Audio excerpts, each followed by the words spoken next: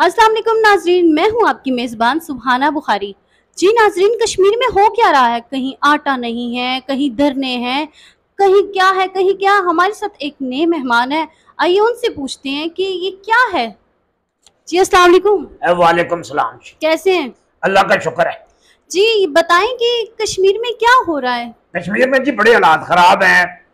जलसे हो रहे हैं, जुलूस हो रहे हैं, हड़तालें हैं, धरने हैं। 100 दिन से ज्यादा धरना हो गया है जी रवलाकोट में।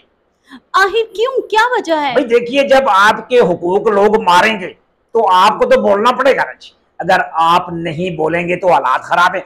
और आपको पता ही है कि फिर हम जब बोलते हैं तो हम फिर बोलते ही चले जाते हैं।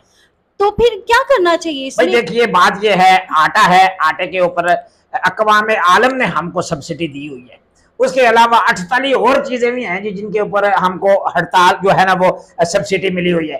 कख भी नहीं मिलता जी। आपको मैं बताऊं, ये हमारा है ना बड़ा गिलगित बल्तिस्तान, उधर 700-800 रुपए का आटा मिलता है, हमारे यहाँ आटा मिलता ही नहीं है।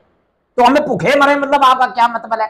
जब तक हमें हमारे हक हुकूक नहीं मिलते हैं हम हड़ताल करेंगे। ये आप देखें जी, 3 तारीख को भी हड़ताल है जी, 1 को भी हड़ताल है जी, 5 तारीख को तो पहिया जाम है, बिल्कुल सब कुछ जाम हो जाएगा जी। जी नाज़रीन, आपने सुना है कि बंद होने वाला सब कुछ। आखिर इसमें क्या करना चाहिए? आपकी भी कुछ राय चाहिए हमें, और भी बहुत सवाल आते हैं, इनसे पूछते हैं। तो आप बताएं इसमें हमें। मैं बताता हूँ जी। देखिए, बात असल में ये है कि ये जो ये है ना, ये वावड़ा, ये 4 रुपए बिजली की यूनिट हमसे खरीदता है, वापस हमको 50 रुपए की बेचता है। ये कोई तुक बनती है? अभी पानी हमारे, डैम हमारे, हमारी कब्रों पे पानी चढ़े और फिर हमको 50 रुपया ऊपर से को 500 किस्म का टैक्स। इस दफा हमने ये फैसला कर लिया है भाई, ना हम टैक्स देंगे ना हम बिल जमा कराएंगे, सरेआम बिल को आग लगाएंगे। करना होगा, धरना होगा, जीना होगा, मरना होगा। आज उठना है तो कल उठना है, आज नहीं उठना तो कब उठना है। हमने इस दफा कुछ ना कुछ करना है। तो एक मिसाल के तौर पे अगर ये सब नहीं होता तो क्या बाकी अपनी जान दे देंगे? हम लड़ेंगे, हम मरेंगे। अरे हमने इधर से हिंदू और सिखों को मार के नसाया है।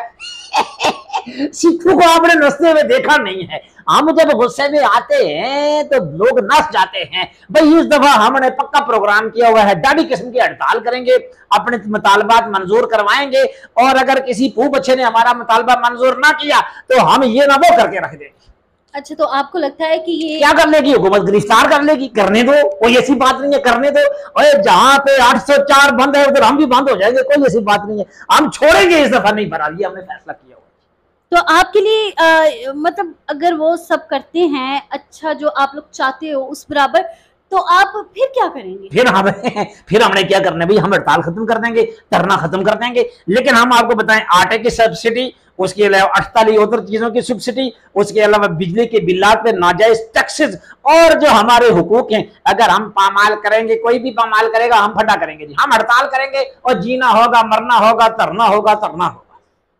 जी नाज़रीन, आपने सुना जो हमारे गेस्ट ने बोला है, वो बहुत जज्बाती हो चुके हैं और मेरे ख्याल से वो कुछ भी कर सकते हैं। और हुकूमत से यही अपील है कि जो कश्मीर में हो रहा है उसके ऊपर अमल करें।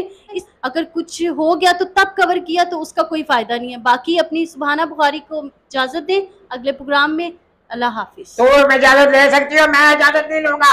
हमने 100 साल 200 दिहाड़े से हमने जो उधर धरना किया हुआ है, हम इस वक्त फैसला करके रहेंगे। मरना होगा, जीना होगा, तरना होगा, करना होगा। इस बार ना कुछ करना होगा। मैं बता रहा हूँ तुमको। हाँ, ये इधर भी बता रहा हूँ, इस दफा नहीं छोड़ेंगे। हाँ, आपसे अल्लाह हाफिज। अल्लाह हाफिज, अल्लाह हाफिज। हाँ, मुजाहिद बुक डिपो पानियोला 30 साल से आपकी खिदमत में पेश मुजाहिद बुक डिपो पानियोला और गिरदनवा के तमाम स्कूल्स और कॉलेजेस की कुतुब और यूनिफॉर्म दस्तियाब है।